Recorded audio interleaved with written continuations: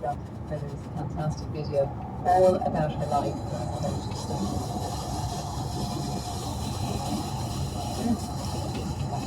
Yes, I'm listening to it. And Maria, that listener, what she brought to us. She wanted to discuss later in life lesbians and what happens when you embrace the sexuality you perhaps always knew you had or have only just acknowledged. 84844, I was asking for your comments on this, many of them coming in. Miriam Grace is a psychotherapist who specialises in working with women in midlife and has researched and written about later in life lesbians. Georgia came out about 8 years ago after 20 years of marriage to a man. Georgia, Miriam, welcome. Georgia, let me begin with you. You were living with your husband and 3 children, I understand, and then you had what you call a catalyst relationship. What happened? Yes, I think it's very common when you've been married a long time to someone of the opposite sex, for it to just be completely pushed down and not hidden, but just totally ignored, and then something comes along, picks you up. And that's what happened to me. I fell passionately in love with a completely unavailable woman and realised I was 100% gay and couldn't stay, even though I had a very lovely husband, I had 3 lovely children, but I had to be bi, and there was no choice. I'm just thinking of how difficult that conversation is to be with your husband. It was awful. There isn't another way of putting it, just awful. Actually, to be fair, he was great and kind of almost said I knew that he knew, almost. But, yeah, telling the children was really hard. How did they react, can I ask? You know what, they were absolutely amazing, and I'm sure that there were issues kind of behind the scenes at school. The youngest one when I came out was only about, I can't remember, 15, something like that. But they're great now. They are champions of being gay. Won't let anyone say anything other, and everything's fine. But it has taken a very long time to get to this stage where things feel calm. Was that the most challenging part of it, do you think? Probably no. I think it was definitely challenging, difficult, because, well, it's your children, isn't it? You just feel like you're completely blowing up the family for, as far as anyone else is concerned, no reason, They're waiting for you to say your husband's had an affair or this or that. None of that happened, so you are blamed a lot. And for the woman to be leaving, I really was the guilty party. That's been the hardest thing to deal with. So a lot of messages have come in. I just want to read a couple of them. This is Charlotte. She says, I grew up in the 80s with only straight role models and a mother who was very old-fashioned in her views. I had always had feelings of what were early longing to idolise certain women or be like them. I never wanted a boyfriend in the sense of desiring one, but got one going through the motions. Over time, I repressed my sexuality, not necessarily with a great deal of conscious thought. I convinced myself that everyone has curiosity about what it would be like to be with the same sex, but didn't act on it. I met a man in my early 20s, grew to love him, got married, had a child, and although the same longings never went away, by the age of 30 I came to realise I was probably a lesbian. My husband went on to have an affair, which ultimately brought the marriage to an end. I then came out to my friends and family, and although I barely spoke to my mother for about 2 years after coming out, she eventually came to accept it. I am now in a same-sex marriage, and my daughter spends time between me and my ex. It all worked out okay in the end. Let me bring in Miriam at this point, because I'm getting the stories coming in, Miriam. Is this a common story that you hear? Absolutely, and I just wanted to appreciate Georgia and your listener for sharing their stories, because it's so important and healing for us to find unity and understanding. I'm wondering though, There's a real lack of that in my profession. as I go back to you, Georgia, for a moment, I mean, do you think you always were a lesbian but just denied it or didn't recognise it? Yes, like the person you just read out, I grew up in the 80s, in the 90s, it just wasn't discussed. If you were a lesbian or it was just then, you got very other. Whereas now, there's nothing more fashionable. And let me turn back to you, Miriam. What do you think are the barriers that prevent women from understanding their sexuality earlier? Well, I think that this applies to all women, whether they're straight or gay. I think that we're socialised.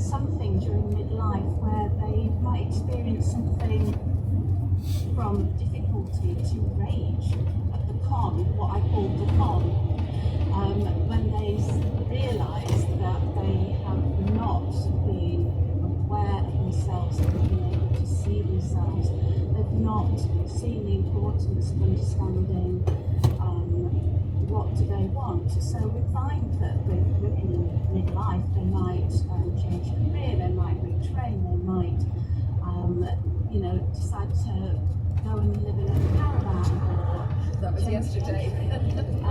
and I think for women, myself and Georgia and the people writing in, is that it also comes to us that that our sexuality is for us.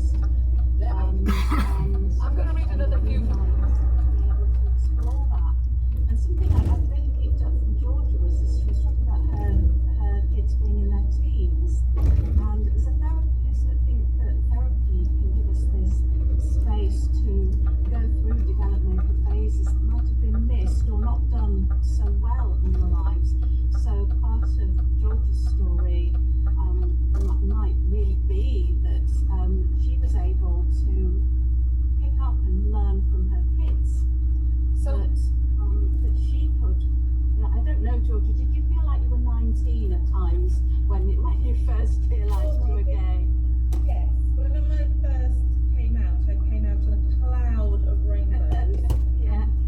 The most fantastic dignity and world that I just had been, in my mind, well, truthfully, had been missing out on. And I felt I belonged, and I understood so many of the issues I'd had in my life previously. Yes. Just disappeared because I just thought, yeah, this is where I'm supposed to be, this is who I identify as. But it did cause drama, it really did cause a lot of drama, and I lost friends, I lost some family members, and I mostly because they couldn't understand why would you leave a perfectly nice man who hasn't had an affair. You might that, which is all our conditioning. Yes, that euphoria. Euphoria is a buzz, isn't it? But you need more than a buzz to get through the relationship consequences. Sorry, Nuala. No, not at all. I'm fascinated listening to both of you. Because Miriam, this is something that you went through as well? Yes. Let me And read. that's why I work in this area now, because my passion is to provide understanding that I couldn't find. I want to come back to that. I also want to read some of the messages coming in because there are many. 84844. After the childbearing years, the obvious choice for women in their 40s, 50s and beyond is to partner with another woman. Similar physical and emotional outlooks and likely longevity. I came out at 50 and I'm about to marry an amazing woman who has changed my life. I intend to spend the rest of my life with her. That's one. Here's another. Where I live, it is rather common for women to divorce their husbands in their 40s and start a relationship with a woman. The town, Hebden Bridge, is LGBTQ friendly, so these relationships are accepted. Not sure if there's something in the water or if it's reflective of what happens to women during perimenopause, menopause. I'm tempted to try myself now that I'm newly single. Women are brilliant and beautiful, so I can totally understand this local phenomenon. Any thoughts, Miriam? Or I think it's very interesting, the fact that it's after you've had your children often, this, and I think that for our generation, it's after you've had your children, then really, as you say, why would you be with them? But I mean, but the sexual attraction, right, to be with a woman. But was that something you always felt, Georgia? But just, I don't know, what stopped you acting on it previously? I'd always felt it, but I, like Miriam said, thought it was normal. I thought everyone thought this, and we just, you know. But you never encountered anybody that made you really want to act on it? No, I think I was head down, bringing my children up. That's all I was doing. I was absolutely doing what I was supposed to be doing, not unhappily, but just doing. And I thought all the things I was feeling, experiencing, I thought was just normal. And it wasn't until something so dramatic happened that I just couldn't ignore it. The catalyst relationship. Let me read another message. This is Becky, 57. My husband took his own life at the age of 47 after almost 25 years of happy marriage. I'm sorry to hear that, Becky. Becky went on to say we had 2 children who were 18 and 16 at the time. It was devastating, but with the gradual realization over a couple of years that I was ready to meet someone else came the enormous surprise that I was looking for another woman. I hadn't realized that I was interested in women in that way, as I had been so happy with my life the way it was. I've now been happily in a relationship with my female partner for 7 years. My friends and family hardly skipped a beat in their support. I'm glad to hear that, Becky. What about that story, Mary? I think that I can certainly relate to not even realising that I was gay until midlife, and I think that it's about this. There can be, some of us have fluid sexuality and develop that, or it's actually the question that I was hoping you would ask, because I don't know the answer to for myself. But I think that some of us may be bisexual, but get a bit fed up with men at a certain point in our lives. And I think as well that, like Georgia, having children for me is what fulfilled me and made me happy, and this was the only way for us. If you think, I think the first test tube babies, IVF, was about the 80s, and I was born in the 60s, and having children was completely fulfilling. So let me get that. I hope that women feel more that it is a bit easier to come out these days, but it isn't for everybody. And because I think we have to remember that we've internalized through our upbringing, those of us in midlife, the homophobia and the sexism of the 60s, of the 70s, of the 80s, and that's what we're living with, not 2024 when, as Georgia was saying, it's quite a popular that things are more able to perhaps be discussed. Let me turn back to you, Georgia, though. Have you a relationship? I'm just wondering in our last minute what that was like to have your first. Yes, no. I've been married to my wife now we've been together for 8 years, and we've been married for, she'll kill me, I don't know, since 2021. So you are in a long-term relationship now. Yeah. Oh, definitely, yes, for life. That's it. But it's so it's been amazing, and obviously there were relationships before that. But yes, this is perfection. So interesting to speak to both of you. Miriam Grace, psychotherapist, and also Georgia, who came out about 8 years ago after 20 years of marriage to a man, now married. Thank you very much to both of you for speaking to me, and also to our listeners who got in touch, 84844. I began by talking about tummies, though. Shall we read a couple of these? This is Kate. I've had a large tummy all my life. I'm now in my 70s. This is why I so admire Nicola Coughlan as Pen in Bridgerton. She is the curvy girl who gets the handsome hero, who loves her for who she is intellectually and also her luscious curves. She insisted that she was filmed in a way that celebrated her shape. Facebook posts are full of women saying it's the first time they've seen the shape portrayed positively on screen. Another one, actually, on just our last segment there. Ginny says, I came out at the age of 45 after leading a life that never questioned my sexuality until I fell in love and had a relationship with a woman. I'm a playwright and got enough confidence to approach other women through a Facebook group to talk about our experiences. It's never easy, but every woman has shown fierce strength. Keep them coming on any of the topics we've been covering today. 84844. Now, one of the joys of Listener Week is hearing about the rich tapestry of your lives. My next guest got in touch to tell us about the volunteer work that she does with the charity Pets as Therapy. Her name is Sarah Palmer. She joins me on the line from Farnham in Surrey. Welcome to Woman's Hour, Sarah. Good morning, Nuala. Thank you for having me.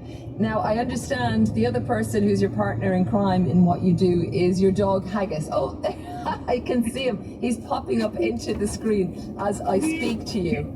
He's right here and he's very keen on the whole thing. He's very cute. So you have told us that your life has been immeasurably improved because of the wee chap that's on your lap there and the work that you do together visiting local hospitals and also care homes. Tell us a little bit about what you do with Haggis as a therapy dog, really, for others. He's not a fully trained assistant dog Yes. who helps people take their tablets and so on and so forth. He's there for cuddles and confiding your troubles and just being a really delightful, non-judgmental companion. He's never going to look at me and say, my God, what have you done to your hair? Or are you really going out like that?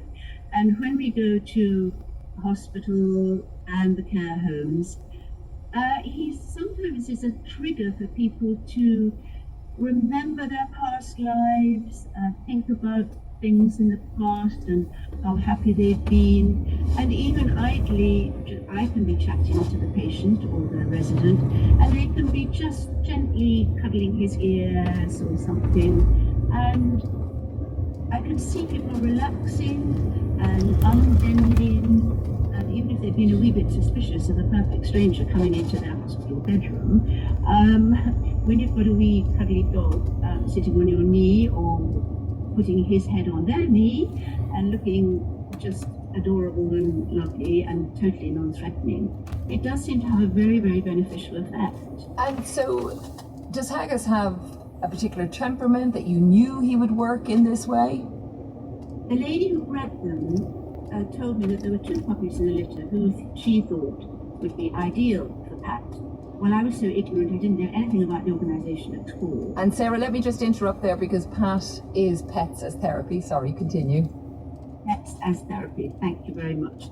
I didn't know anything about the organisation, so I spent the first few months of his life with me just bringing him up and training him to be a sensible, obedient, lovely dog. And I noticed that he is very calm and quiet and gentle. He has his moments, obviously. And so last spring I looked into it and received tremendous enthusiasm and support and encouragement. It was very, very easy and enjoyable to get him trained and assessed.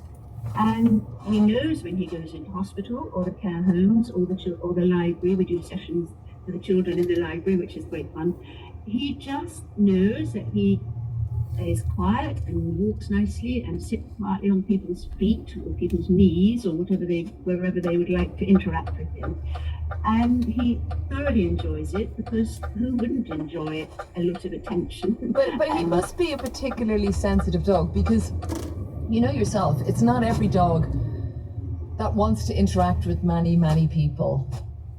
You're absolutely right, and I'm obviously very biased. I feel feelings towards him, but I do get